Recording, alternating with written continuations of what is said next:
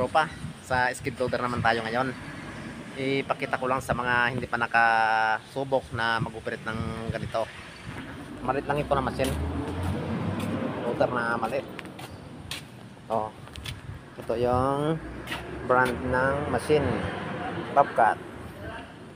Yan. Siyempre bago tayo mag-operate, walk around inspection muna. Yan. Ito yung dipstick ng langis ng makina. Yan, okay pa. Okay pa siya. Tapos, ito naman yung sa lagayan ng coolant. Ito.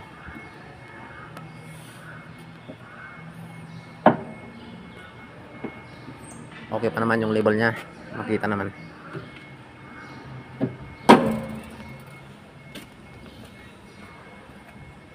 Tapos, ito naman sa hydraulic tank. Ito. Dito magkakarga kung kulang. Ito yung dipstick niya. Yan, okay pa.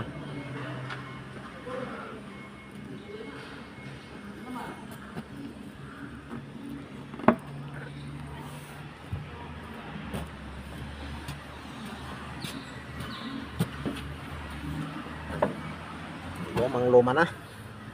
Pero okay pa ito na magtrabaho. Saka madumi din. Wala namang nagkukusa na maglinis sa mga kasama. Dalawa lang permanente ito na operator niya. Kung sino lang gumagamit para may pangbuhat ng mga pyesa o ano man yung mga bagay na kailangan buhatin.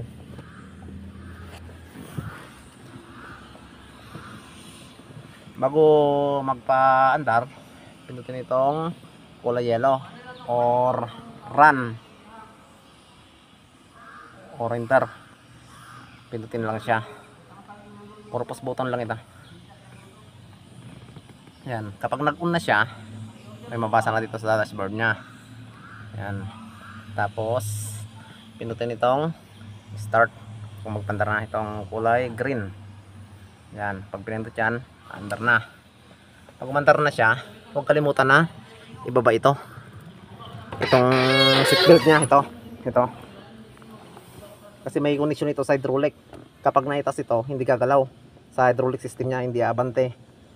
Hindi mo mapagalaw kapag nakataas. Yan.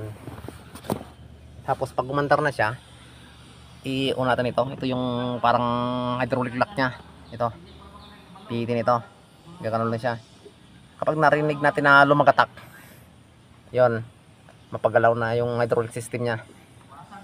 Kung hindi tumunog, hindi mo mapapagalaw.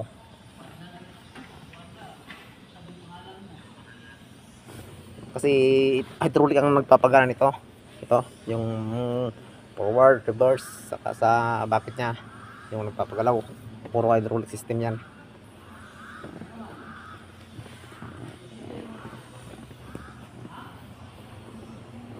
Yan, ito naman yung pinaka joystick niya, kung i-forward o i-reverse. Ito, sabay lang ito na itulak kong pabante.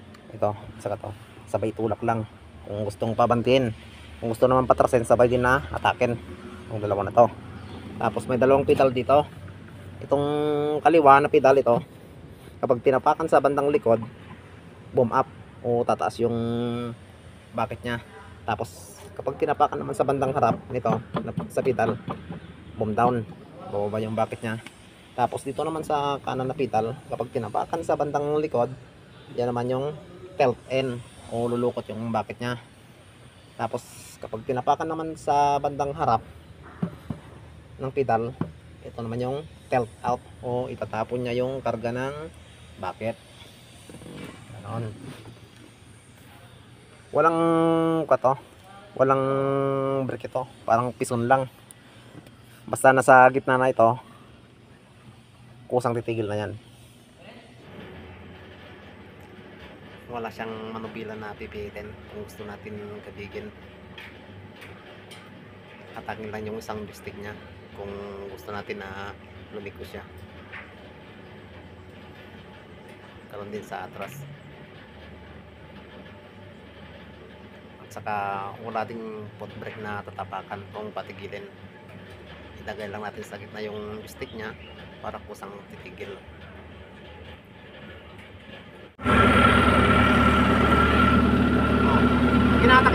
joystick na to, reverse o atras. Yan. Sabay. Pag sabay tinulak pa harap, forward naman.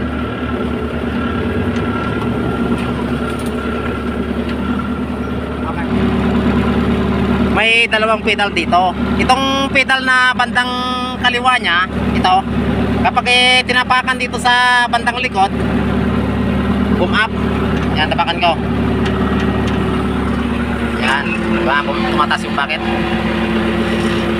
Yan. Kapag tinapakan ko naman sa bandang harap ng pedal, boom down. Yan, diba? Bumababa. Yan. Yan, itong pedal sa kanan, kapag tinapakan sa bandang likod, yan, L-N. Yan. Yan, lulukot yung bucket niya.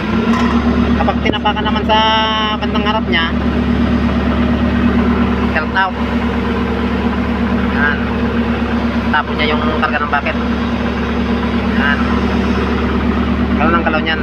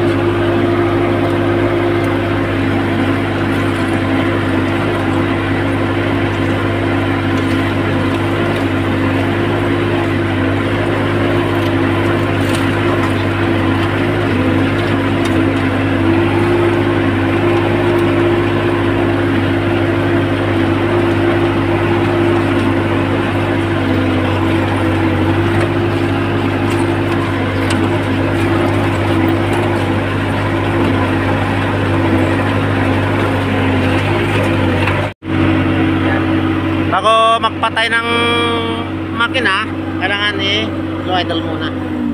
Yan.